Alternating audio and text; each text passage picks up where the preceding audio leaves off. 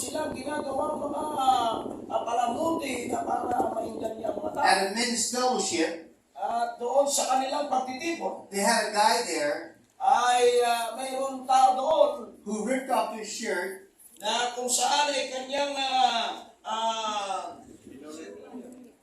binulit ang kanyang suot. climbed the pole, Tinagkat niya yung poste. came back down, At siya bumaba. and swallowed a sword. At kanyang nilamon yung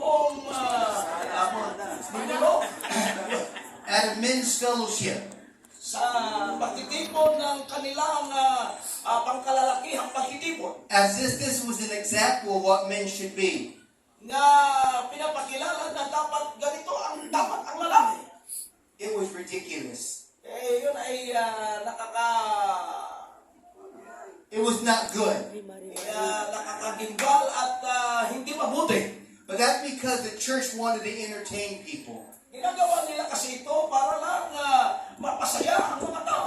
to do anything they could to bring a crowd in, Na gagawin nila ang lahat ng paraan para magkaroon lang sila ng bilang. to try to draw them in by entertainment. Na sinusubukan nilang dalhin ang mga tao sa pamagitan ng pagkinggan niya sa kanilang mga iba't ibang mga programa. They've thrown away their staff, Na kanilang binabato yung tungkod nila. and they picked up their cane. At kinukuha nila yung isang bagay na kagaya niya. To try to please people. Na sa gayon ay kanilang maluwalhati at mapahanga ang mga tao. God help all of us. God help all of us. Sana itulungan tayo ng Diyos. If all we do is turn into entertainers. At kapag ang gawin natin ay ingayahin ang mga tao And try to entertain people. at gawin inganyahin nga ang mga tao sa ganito And try to create a show na lumilikha tayo ng isang programa just to get a crowd. para lang magkaroon ng bilang sa loob ng simbahan. I want to share with you today Nais ko ibahagi sa inyo ngayong gabi that we need to they need to throw away their cane.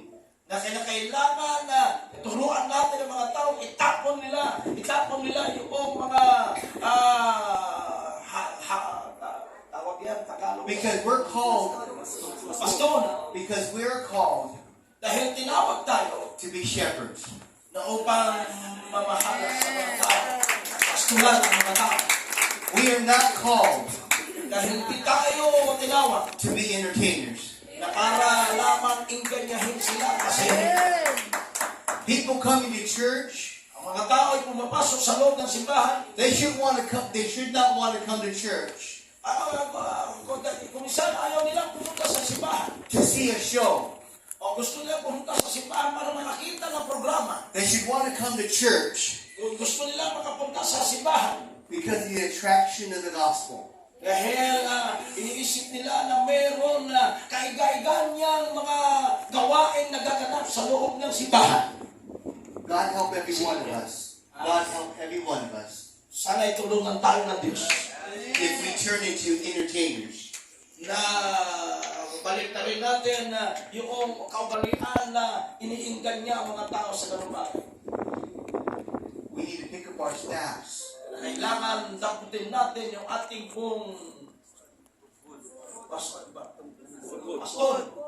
The staff Ang baston is to guide, para igiya, to direct, para bigyan ng direksyon, to protect, para sila ay protektahan, to be a instrument of honor, para maging instrumento para sa isang karangalan. not to be an entertainer. Hindi para inganyahin ang mga tao. Every one of us today, Sa bawat isa sa atin, there is a temptation meron pong napakalakas na pwersa ng pag-inggan niya to try to figure out how we're going to get more people into our church. na upang isipin kung paano talaga makuha ang mga tao sa loob ng simbahan. We don't need entertainment. Alam niyo ba, hindi naman talaga natin kailangan ng ganong pag-iinggan niya sa ganong paraan. We need to attract them by the gospel. Kailangan makuha natin ang mga tao sa pamagitan ng pag-iinggan niya sa pamagitan ng paglilipad sa salita ng ating pong Panginoon. This conference, Kaya itong konferensyang nakaraan, we saw people who sang, nakita natin ang mga tao nung maawit, who danced, sumasayaw, who ministered, ministeryo. and all that Lahat ng bagay na ito was not entertainment. ay hindi po pag-iinggan niya na nakakaakit-akit na bagay. That's what you call ministry. Ang tawag talaga dyan ay ministeryo. That's people that dance and sing because they're so in love with God. Kaya alam naman ginawa nila ng mga membro natin, sumayaw sila, ginawa nila ito dahil alam natin at alam nilang mahal nila ang ating Diyos. That is not people that are trying to entertain. Hindi sila klase ng mga tao na sinusubukan nilang gawin yun para lang mag-iga, pasiyahin ang mga tao. That is sincere people loving God. Nung nakita ko na itong mga klase ng mga taong ito ay sincero na nagmamahal sa ating pong Panginoon. Dancing for God. Na sumasayaw sila Singing for God. sa Panginoon, hinahanap Worshiping nila. for God. Sumasayaw sila sa Praising God. Nagpupuwi sila sa Because Panginoon. they love God. Dahil alam natin, mahal nila ang Not because they're there to entertain you. hindi para masiyahan ka lang. There's a huge difference. Meron malaking pagkakaiba Every one of us, sa bawat isa sa atin. we have that responsibility Meron tayong napakalaking responsibilidad as ministers of the gospel bilang ministeryo ng salita ng Diyos. to not try to bring people in Hindi natin sinusubukan dalhin ang mga tao when we have to compromise. na upang makipagkompromiso lamang sa kanila. God called us Dahil tinawag tayo ng Diyos to be a people of integrity, bilang mga tao na mayroon pong integridad. to be a people of ethics, Bilang mga tao na mayroon pong ano ba Tagalog sa ethics? Etik na lang. Etiketa! Yeah. I told the church in Riverside, Sinabi niya, yung mga meron niya doon sa Riverside. I said, we're not going to entertain people. Hindi natin sinusubukan na pasayahan lang ang mga tao, aliwin ang mga tao. We're not going to do that to try to build the crowd. Hindi natin kailangan gawin yan para lamang dumami yung bilang natin. When people want to hear the gospel Kung ang mga tao gusto talaga makinig ng salita ng Diyos and they want to hear the truth, at gusto mapakinggan ang katotohanan, they can walk through these doors. naniniwala ako, pupunta kami sila sa iyong nasipahan. See, the world today, Dahil ang daigdig na ginagalawan natin ngayon, they're doing anything they can na kanilang nagagawin nila lahat ng kaya nilang gawin to try to build a church. na para itatag ang iglesia.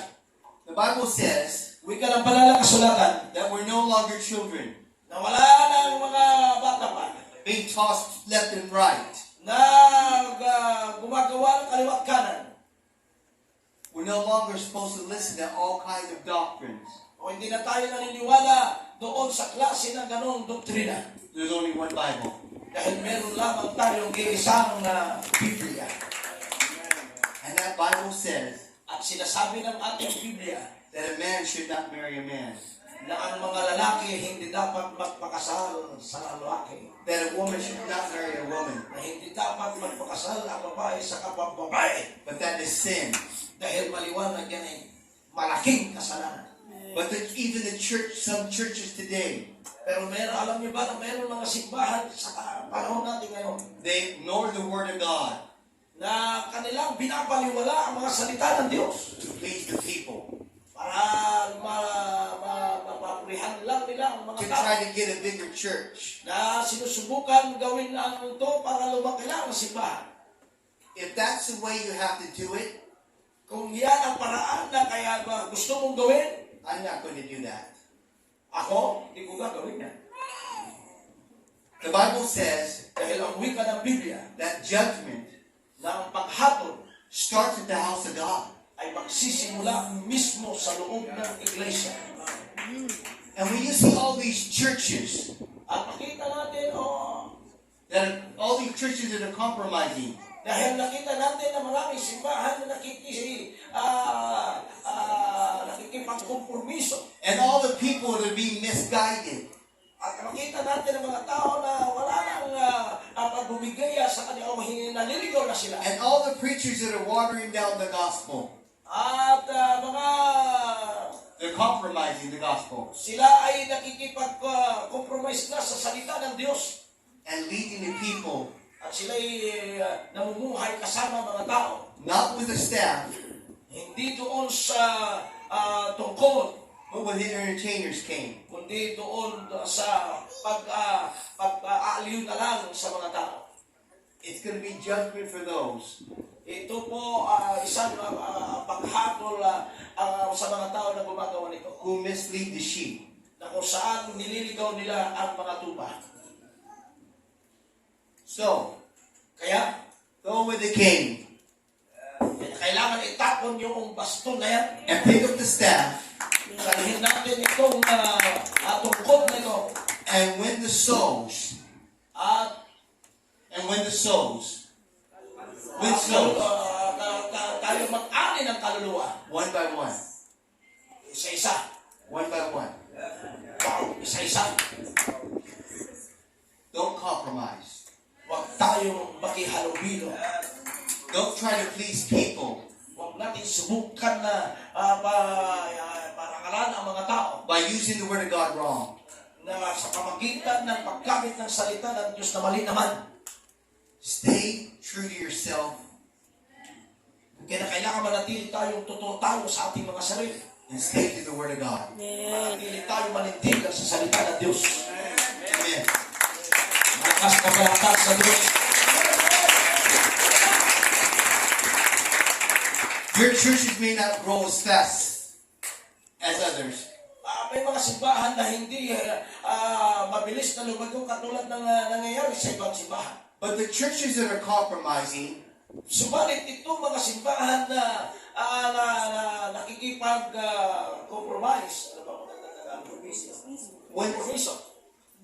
when there's large churches and other churches At kung meron lang simbahan na malago kumpara sa ibang mga simbahan, that are just entertaining people na para lamang aliwin lang ang layunin ay maaliw ang mga tao, and not telling people the truth, na hindi nila binabahagi ang katotohanan. the devil wants these churches to grow. Yan ang gusto ng demonyo na lumagong simbahan. Because the more these churches grow, Dahil kung ang mga simbahan ito ay lumago, the more people will be misled. ang mga tao lalo naman maliligaw. So grow your church Kaya hayaan natin sana na lumago ang ating simbahan the right way. sa tamang paraan.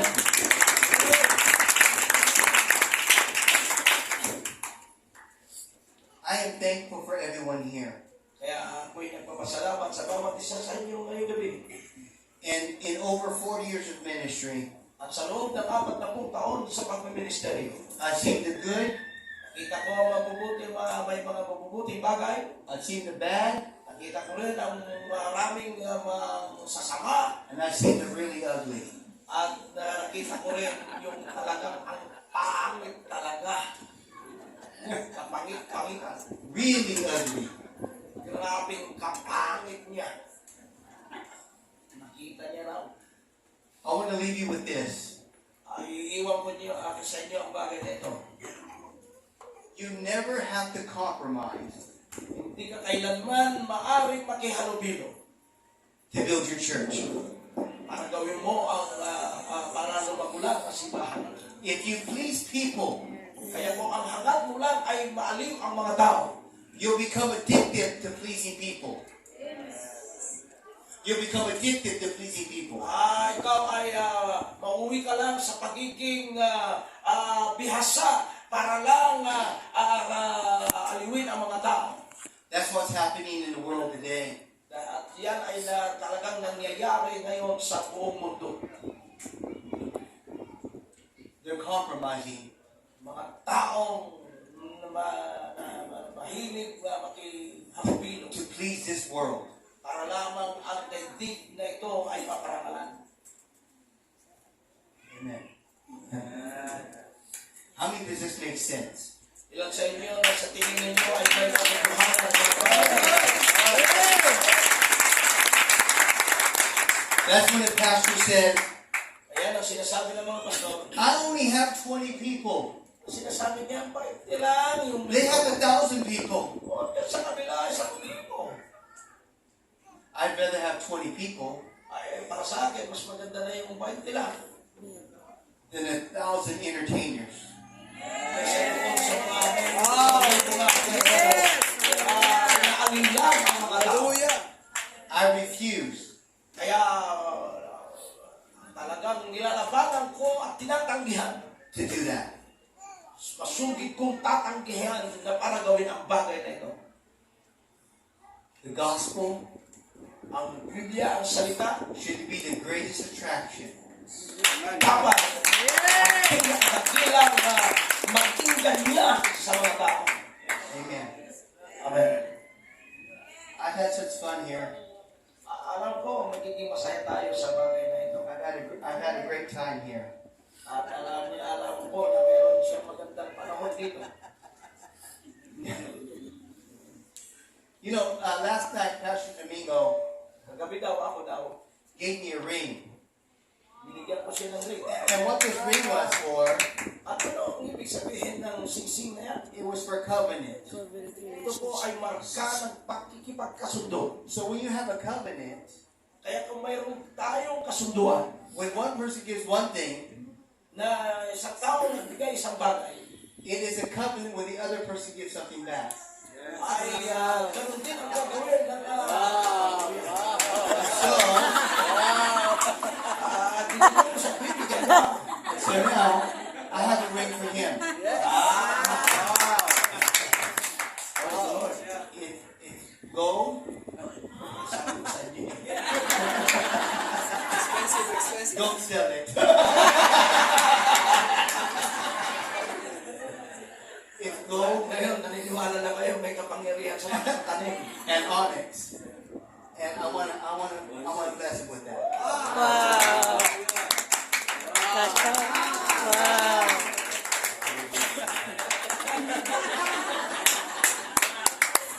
Now we have covenant.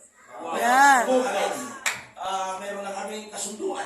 Which means what's mine is yours and what's yours is mine. Ang ibig sabihin nito, kung ano yung akin, And yun din, that is a circle of yung akin, covenant. yung iyo, akin. Ang akin, iyo. That's what it is. Not the wife. No. No wife. No wife. Children, maybe.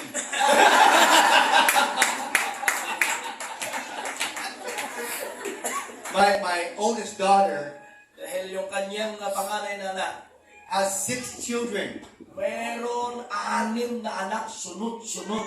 I told Wala Pastor, ang I pag-ibig. told Pastor Domingo, Kaya sinasabi niya sa akin, I need to give her a jeepney. kaya lagi niya pag nakakita na kasi ng jeep, ito yung kailangan niya, kaya gusto niya magdala ng jeep para sa kanyang anak. I have 10 grandchildren. Meron na siyang 10, kaya ganyan siya. Oh, maybe I have to read that. One of your sons. You want to do that now? What? His birthday, right? Oh. You want to do that? Yeah. Also, in front of me. Myself, okay. Timothy and... Oh, what is that right there? Yeah. Baka pwede busan. Wala sa kanila. What he's doing is he's greeting my last grandbaby, my 10th grandbaby, my Rocky. It was his birthday, and I'm here. And so I asked Pastor Domingo if he would give a video of my daughter, so when I go home, she's still happy. So, here we go. Sino pwede mag-video? Video mo. Come here, Pastor. Okay. Please don't take that one. Bilang ka ng mga Happy birthday, Rari. Happy birthday, Rocky. Yes.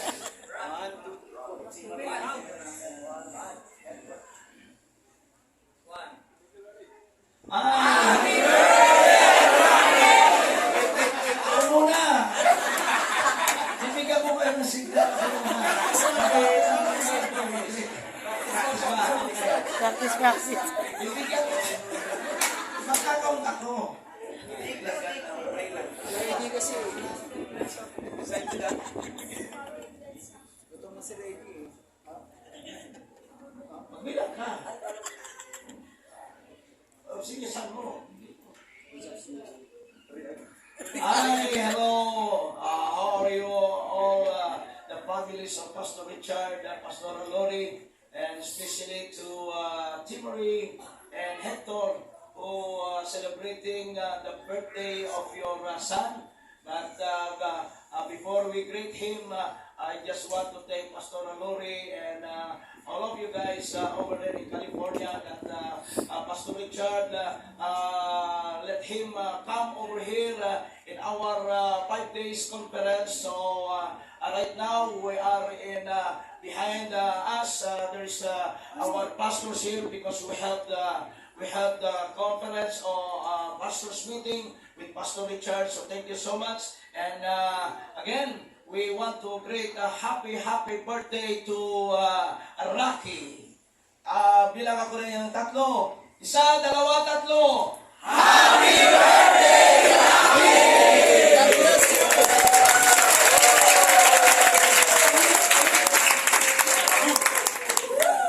All yours. Well, thank you. Na-record ba?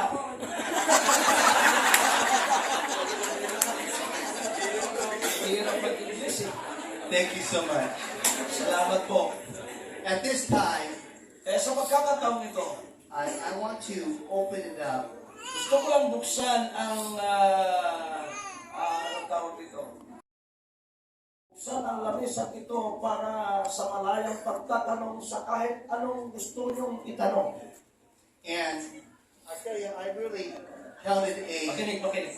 honor At nais ko pong sabihin sa iyo na isang karangalan to be Pastor Domingo's pastor. na kasama niya ako ngayon. And I know today At alam ko ngayon, that you can ask any questions you want. kaya pwede kayong magtanong sa kahit anong gusto nyong tanong. Have any questions at all At malaya kayo magtanong sa lahat. about anything? Sa kahit anong klaseng tanong. I'm so blessed to see Pastor Domingo and his whole family, Priscilla, all blessed. At masaya siya na nakita niya kami at ang aming buong pamilya.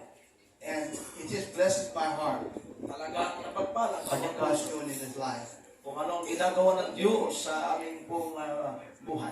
But if you have any questions at all, Kaya kung ano man ang gusto niyong itanong ngayon, please feel free to ask your question, dahil kayo ay malayang makapagtanong no matter what it pertains to. ano man mga klaseng mga tanong na yan. Whether it pertains to Pastor Domingo, Ito man ay tungkol sa akin, whether it pertains to me, maaaring ito ay para sa kanya, or just a general question. o kaya kahit anong klaseng pangkalahatan, klase ng tanong. So, the quicker you do Ministry, about the ministry, or church, about anything, lahat. the sooner you ask questions, Pahingin ng isang mic at kaya sa pagkakataon nito, kung mayroon kayong tanong, the sooner we eat. ay kung kayo ay mabilis magtanong, mas mabilis din tayo makakain. Salamat na lang.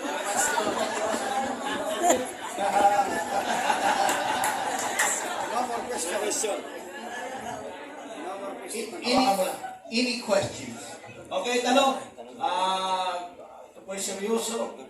Para once and for all, we have Pastor Richard regarding he will Anything. speak. He will speak according to his experience, and not only that, we have Pastor Gani, palapakan natin. Hallelujah. We appreciate your effort, Pastor Gani, to come with us. Because Pastor Gani have a big organization and big company.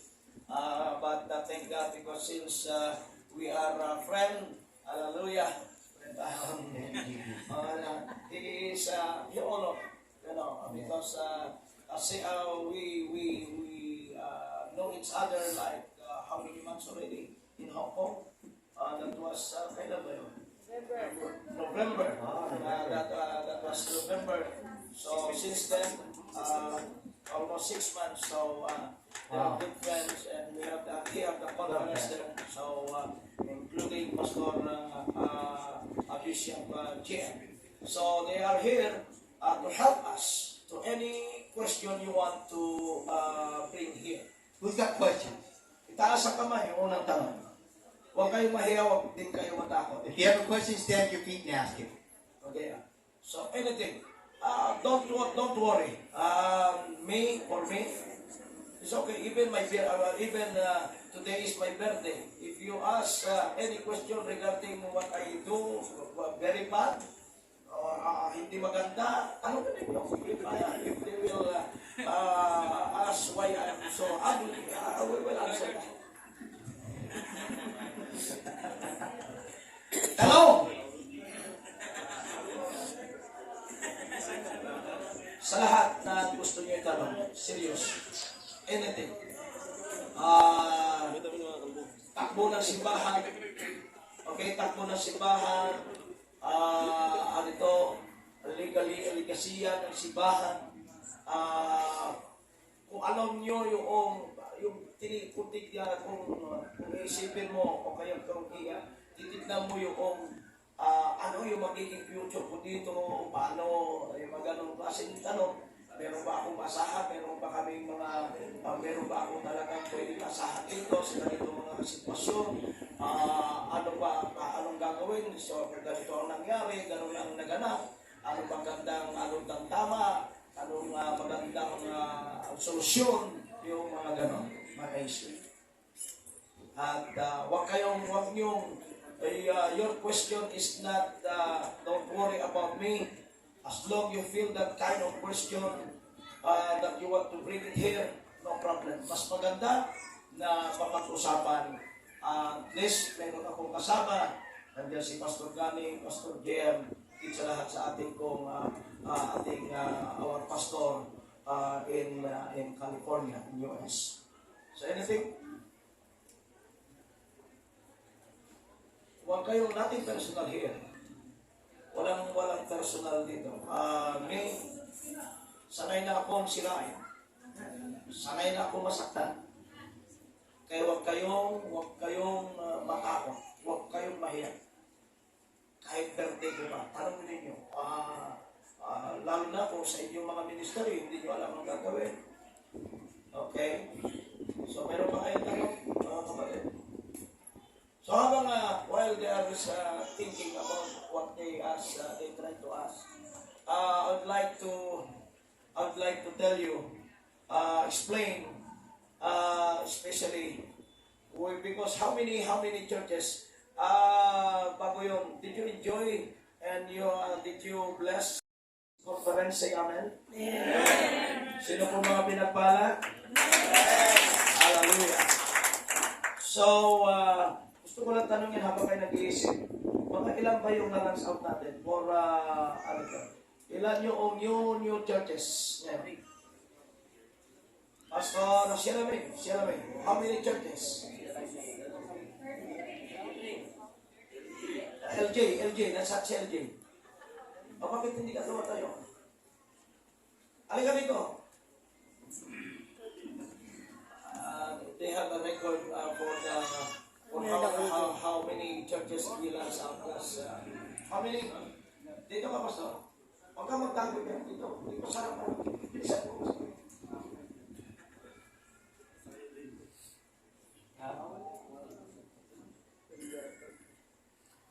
Meron ako. Shelly, tulungan mo. Total po ng people na na-rush out, including assistant pastors and youth pastors, 50. Pero total churches, 33.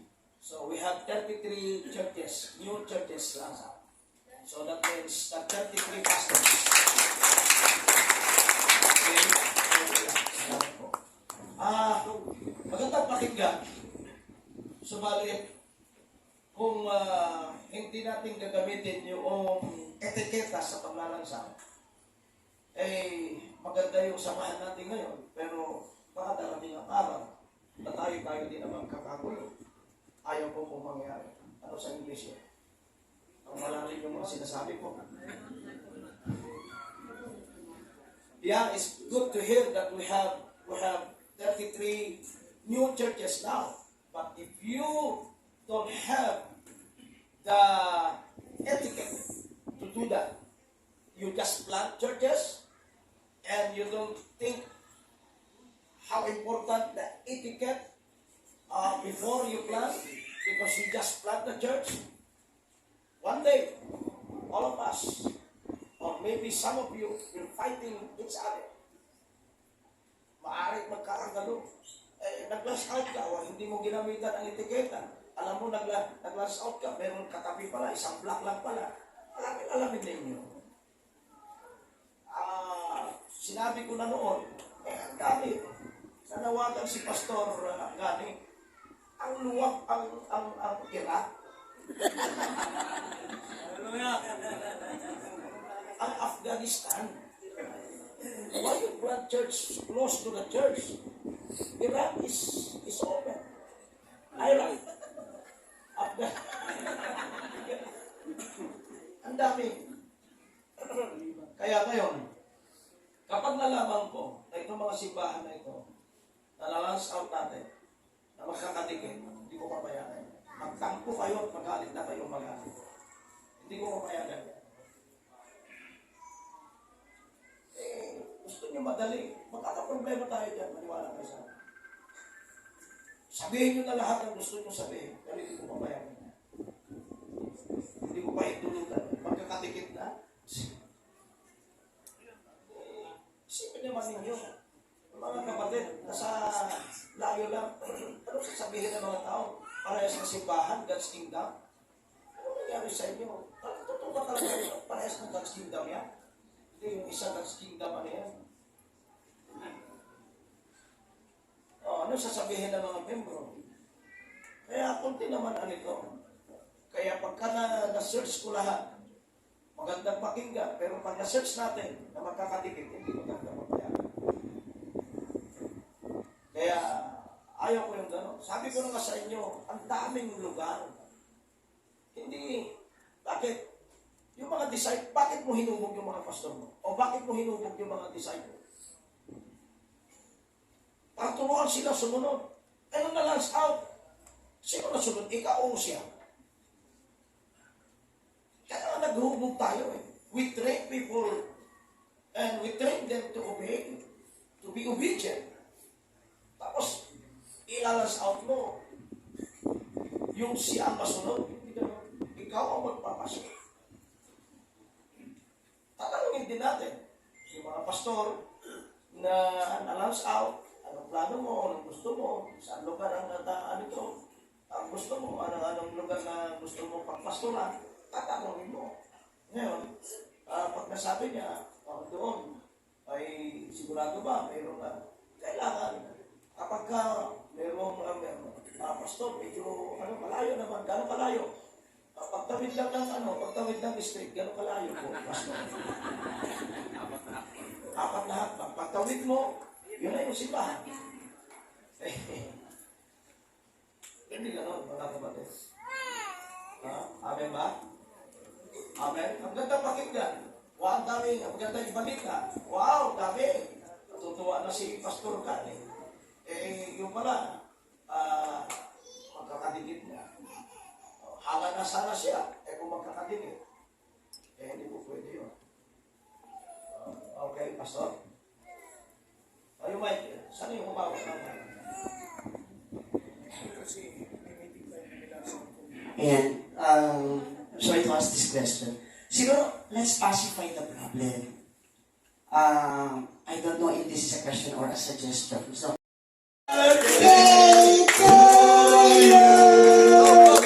Wish. Okay. Meron ko masalit. Okay, so salamat po na marami. Anong gagawin? Paano pila? Anong gagawin? Sila May, Pastor Sila May. Chadi, ano ba mga ito? Anong instruction, Pastor?